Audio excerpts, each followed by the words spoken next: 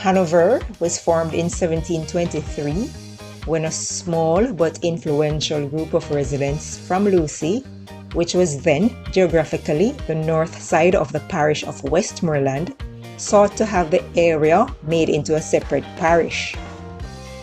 The reason which was given was to facilitate the ease of the inhabitants.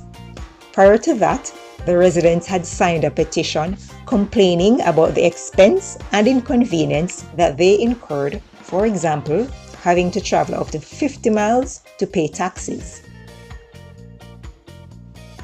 This group of decision makers who formed Hanover was made up of people who owned estates, wharves, and storehouses in the vicinity of the Lucea harbour.